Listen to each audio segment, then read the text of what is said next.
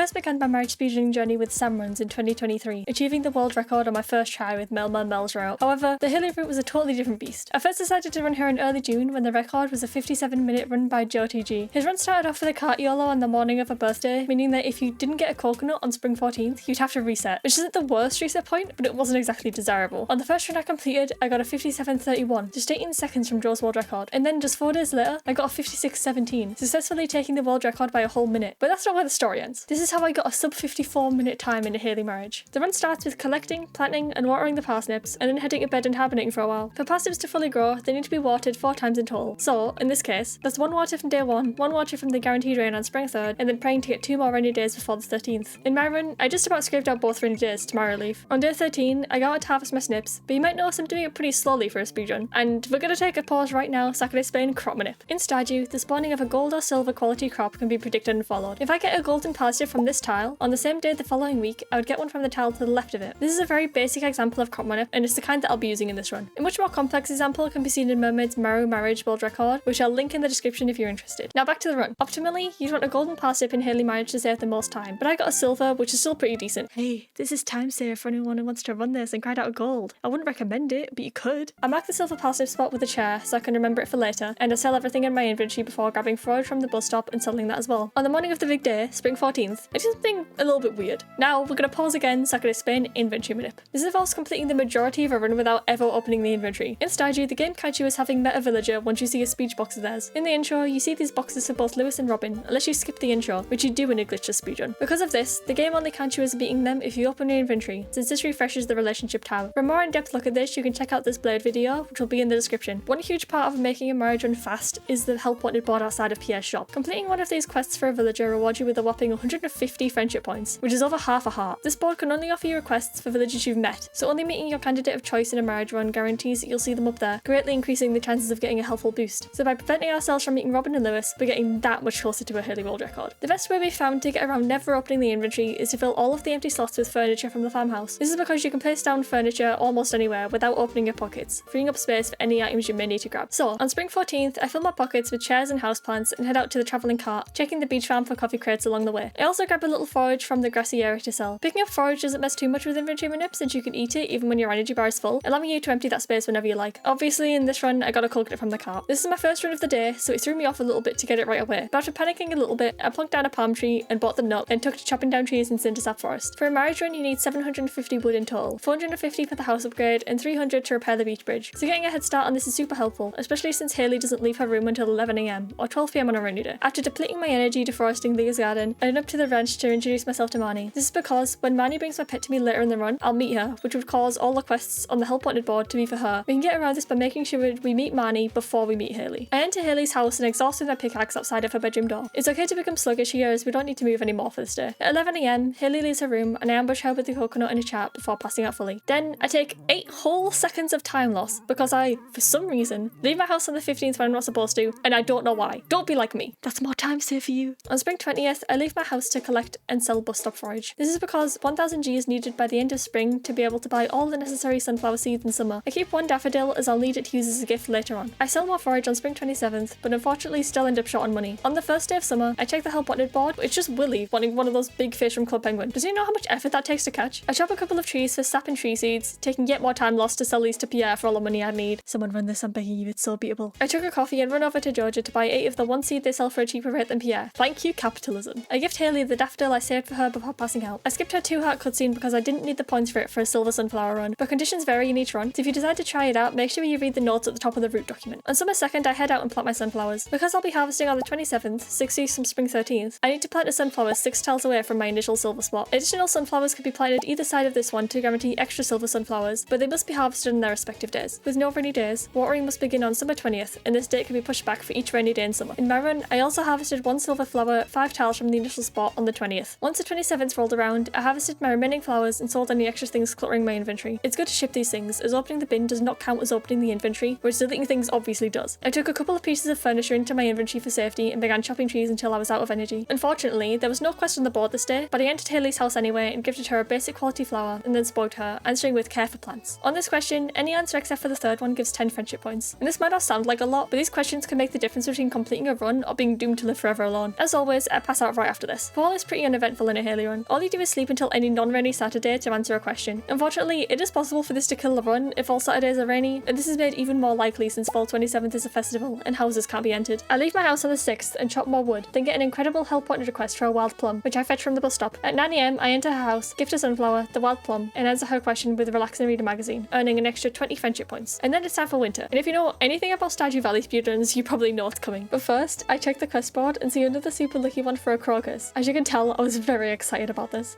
Crocus! Oh my god! I'm so excited right now. Getting this quest also meant that I could now open my inventory, since 2 quests is the maximum amount you can get in this run. I went to Forage Farm until 10 AM. If you want to learn how to do this, I'll link a great guide by Ethan in the description. And then gift Haley her crocus as well as her usual sunflower, chat to her, and pass out right on her bedroom floor. Since I had a quest on winter first, and quests typically appear every other day, my next outing was on day 3. I take a gamble on a crate hoping for coffee, but end up getting geodes. Hey look, even more time left. I beeline for the beach and chill up to around 90 of each snow yams and winter roots, leaving for Haley's house at 10:20 AM. Today, I had to answer yes in her full heart cutscene before I could skip it to talk to and gift her. The next morning, I ship all my snow yams and around 20 winter roots to earn enough money for the house upgrade. I sleep the rest of winter and early spring away, leaving on spring 14th to give Haley her 2nd birthday gift of the run. I chop more wood first before running over there, and before entering, I drink my last coffee. This time, I give her a silver sunflower instead of a basic quality one, as a silver loved birthday gift earns 704 friendship points as opposed to the basic quality 640. After saying goodbye, I buy a bouquet from Pierre and run around the counter to speak to him, as I'll need to meet him to earn the extra friendship points from the Meet Everyone quest. Then, I visit Robin and buy the house upgrade before passing out once again. On spring 23rd, I went out to chop a few more trees since I was short on wood for the bridge, and then went to see Haley, giving her the bouquet before gifting and talking to her. It's super important to give the bouquet first, because if you gift beforehand, you'll lose friendship points to the 8 heart cap. Spring 24th is a flower dance, so I ship the rest of my winter forage and run through town to the Cindersap forest entrance. It's easier to enter this way since the farm is covered in trees by this point. At 9 AM, I enter the flower dance and speak to everyone I haven't met yet. This excludes Robin, Kent, Marnie, Pierre, and Lewis, as well as Marlon, who doesn't count towards a talk to everyone quest at all. I also, of course, ask Haley to dance with me before commencing the event. After the flower dance, all that's left to do is wait for a rainy day, which is complete RNG. The worst case scenario for this is having to wait until summer 13th for guaranteed rain, which could take a pretty long time. Fortunately, they're not optimally. I got rain on the 28th. What time loss, by the way. This final day consists of fixing the beach bridge, buying the mermaid pendant, exhausting outside of Haley's house, entering at 9 AM and proposing before passing out and sleeping 3 days until the ceremony. The time of her marriage ends upon the farmer and the candidate kissing, giving me a time of 53:59, just barely scraping a sub 54-minute time. With the golden sunflower, better rain, and fewer mistakes, this shot could be taken below 53 minutes, but frankly, I do not want to grind for that, so I pass the torch to you guys. Once again, the route for this run will be in the description if you'd like to try it out for yourself. If you guys like this video, I'll make more like it for my other world records like Boiler Room and Sand Marriage, so let me know if you'd like to see that.